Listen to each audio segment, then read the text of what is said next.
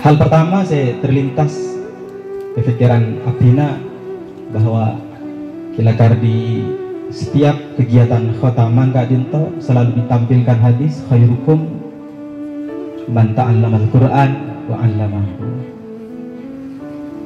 bahwa tak perlu diragukan lembaga yang menyelenggarakan kegiatan pendidikan Al-Quran apapun metodenya, termasuk yang menggunakan metode kiroati, mereka adalah orang-orang baik, orang-orang terbaik, karena yang diajarkan adalah Al-Quran. Bagaimanapun Al-Quran merupakan dasar pondasi dari segala ilmu, baik yang berkaitan dengan ilmu keberagamaan maupun ilmu-ilmu yang lain. Maka tentu hadis ini tidak perlu dipertanyakan. Jadi pesannya bahwa mari para wali khususnya, siapapun yang ikut andil di dalam keberlangsungan lembaga pendidikan yang di dalamnya ada pelajaran Al-Quran, maka penting didukung, dilanjutkan, dan dipertahankan. Maka mudah-mudahan akan melahirkan generasi yang khair ummah. Yang kedua, ada hal yang menarik, termasuk diantaranya adalah pernyataan Grand Syekh Al-Azhar, Syekh Ahmad Thayyib, Grand Syekh Al-Azhar Kak Dinto, termasuk jabatan yang setingkat menteri yang ada di Universitas Al-Azhar Mesir, Kairo. Dalam sejarahnya, Grand Syekh ini pernah 2 kali bisa menurunkan presiden. Nah, Grand Syekh Al-Azhar, Syekh Ahmad Thayyib, ketika kunjungan ke Indonesia bulan apa kemarin, beliau mengatakan, saya memiliki cita-cita untuk membangun tempat belajar mengaji Al-Quran. Betapa besar manfaat pendidikan Al-Quran ini, karena memang luar biasa manfaatnya. Bisa dibayangkan, khususnya bagi para asatidz yang aktif di kiroati, bahwa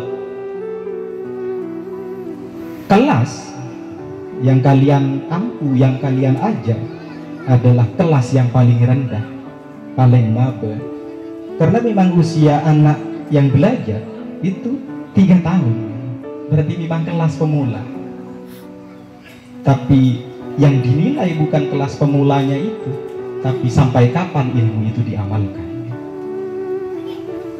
Mungkin banyak yang mengajar berbagai macam kitab besar, mungkin sanawiyah, aliyah, dan seterusnya, namun belum tentu ilmu-ilmu yang diberikan menjadi ilmu yang akan terus bisa diamalkan. Ki misalnya berjihad, walang sing ajar biki berjihad, kan perang makin subuh, masa perang?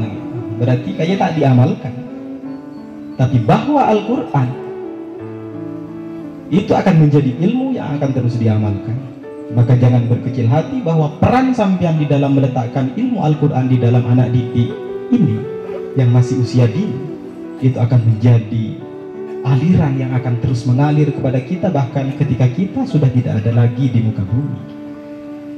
Ya, demikian juga bagi wali, baik wali yang sudah khatam maupun yang masih berusaha untuk terus melanjutkan pendidikan putra-putrinya.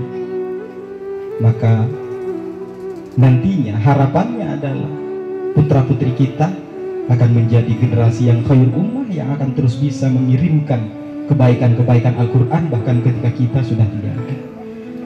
Dan ini sudah cukup menjadi alasan bagaimana Bapak Ibu para wali untuk terus berjuang mendoakan bagaimana putra-putrinya tetap tekun belajar, khususnya di dalam pendidikan Al-Quran ini.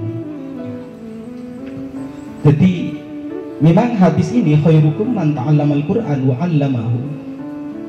Ini seakan-akan bisa berbenturan dengan hadis maupun ayat-ayat yang lain yang menjelaskan tentang bagaimana keutamaan dari pekerjaan yang lain. Termasuk diantaranya adalah jihad. Apakah jihad itu kemudian levelnya lebih rendah daripada mengajar Al-Quran, belajar Al-Quran dan mengajarkan Al-Quran? Ya, kata para ulama, mungkin levelnya yang bisa tidak diketahui. Lebih unggul mana antara keutamaan berjihad fisabilillah dengan belajar dan mengajarkan Al-Quran? Tapi yang perlu digarisbawahi bahwa kewajiban untuk melaksanakan jihad fisabilillah tidak mungkin kita ketahui tanpa berdasarkan Al-Quran. Maka dengan begitu, mengajarkan Al-Quran maupun belajar Al-Quran tetap menjadi hal yang utama yang menjadikan seseorang memiliki predikat terbaik di antara kita. Maka patut kita doakan, patut kita dukung, patut kita support orang-orang yang telah berjuang membumikan Al-Quran dimanapun dia berada. Maka harapannya Al-Quran akan terus membumi, khususnya di daerah Sabrang dan sekitarnya. Kita doakan bersama, dan mudah-mudahan para khatimin dan khatimat terus bisa melanjutkan pendidikannya, tidak hanya mencukupkan di dalam belajar baca, tapi juga meneruskan bagaimana memahaminya, dan yang terakhir mengamalkannya. Mungkin demikian yang bisa saya sampaikan, kurang dan lebihnya mohon dimaafkan. Akhirul kalam, wassalamualaikum warahmatullahi wabarakatuh.